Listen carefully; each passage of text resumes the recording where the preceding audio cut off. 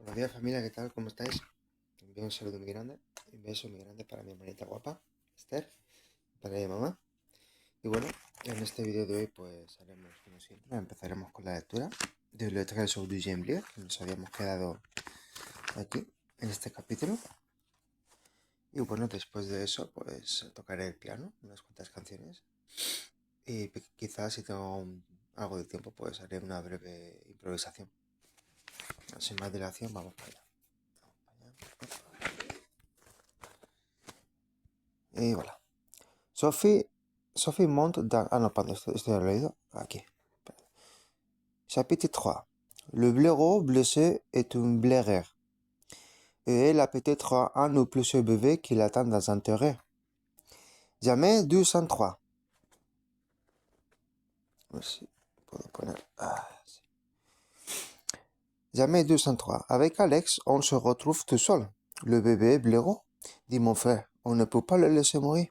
Un blaireau, je trouve ça un peu effrayant. Pourtant, non, on ne peut pas le laisser mourir. Je lui demande, un blaireau, tu sais où ça vit? Alex le réfléchit. Dans un terrier, certainement, comme le renard, il faut chercher un trou dans la terre. Et là,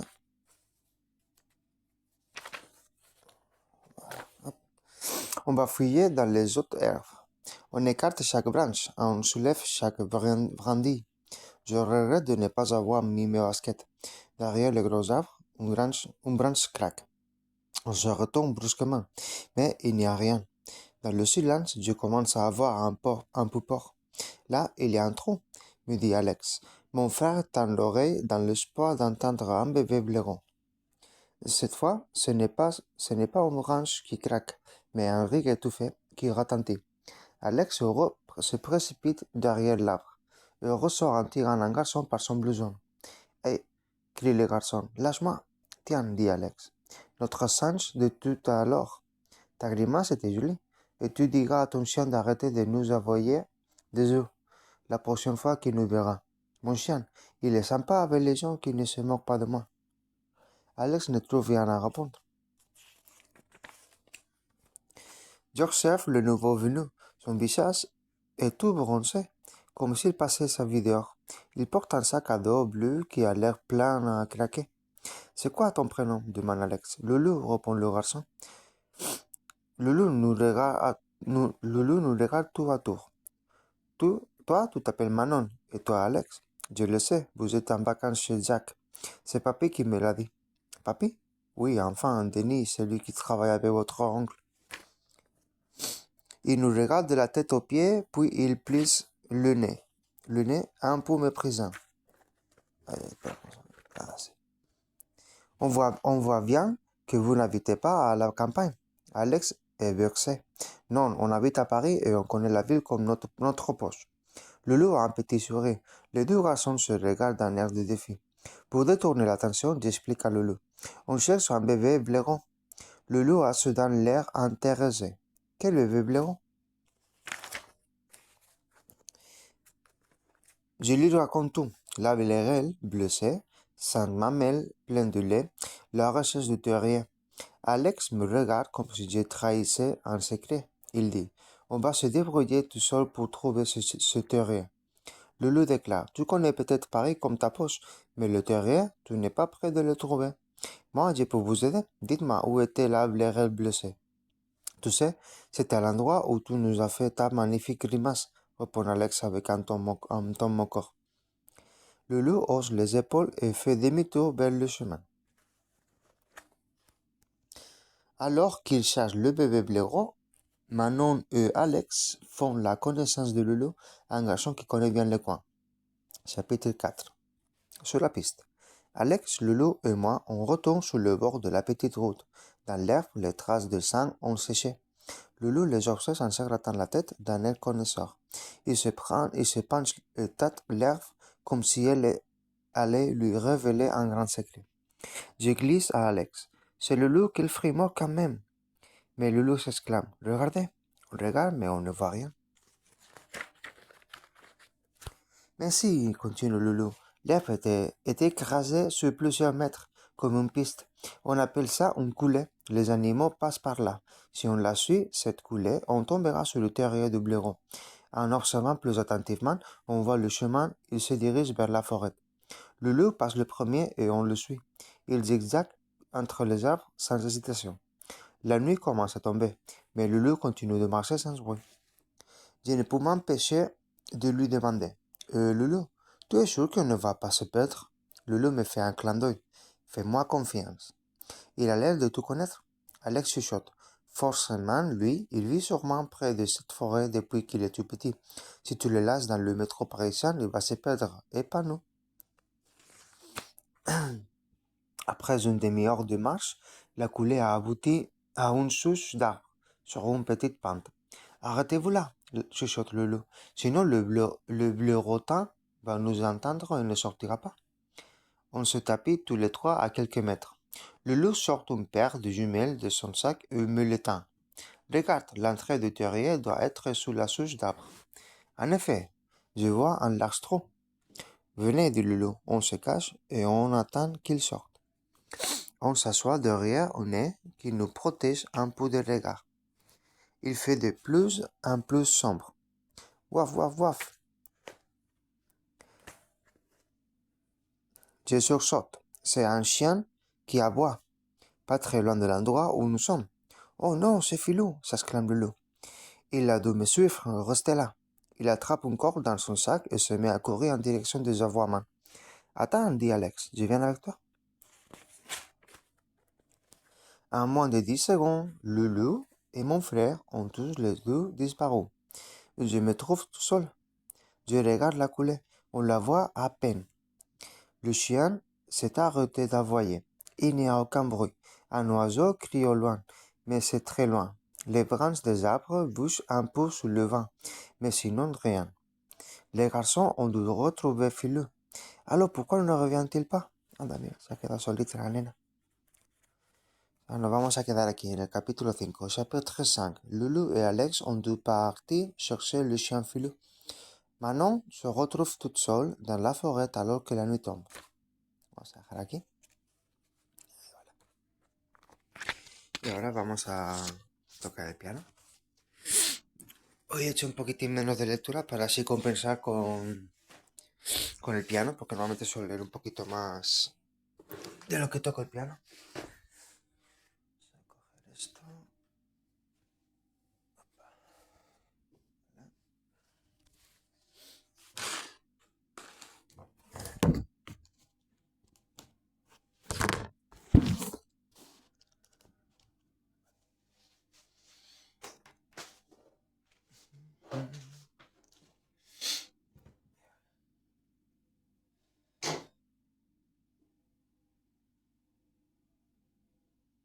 Vamos a hacer primero la de Si tu presencia conmigo no va.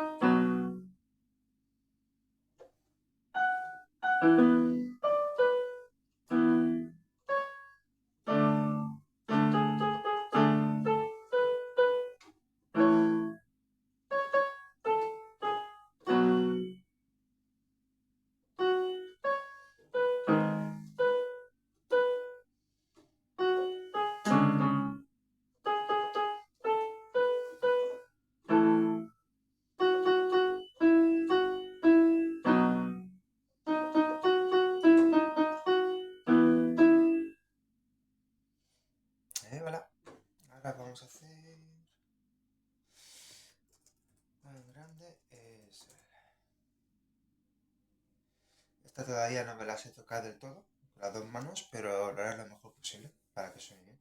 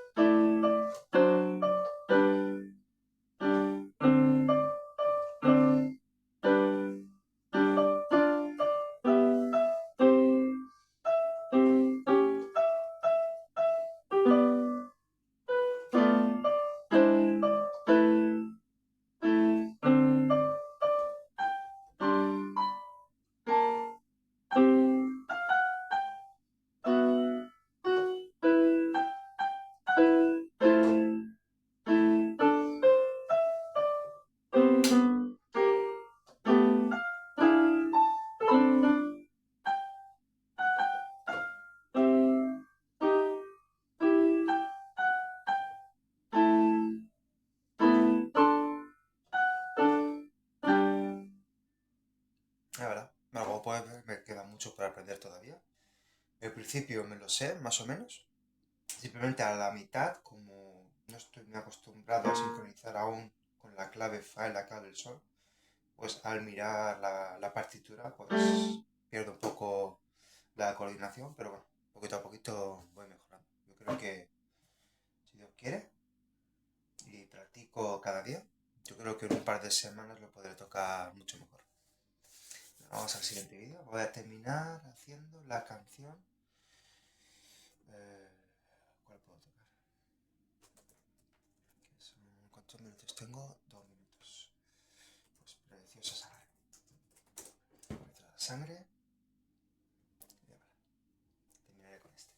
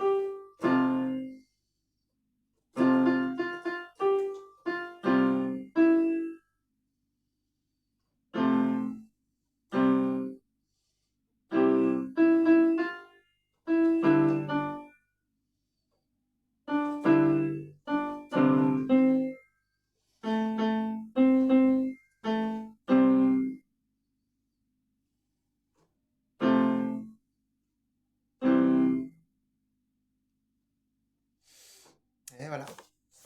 Espero que os haya gustado el vídeo de hoy. Os envío un beso muy grande para mi hermanita más guapa del mundo. Y bueno, que tengáis un día de bendición y que Dios os proteja. Nos vemos en el próximo vídeo.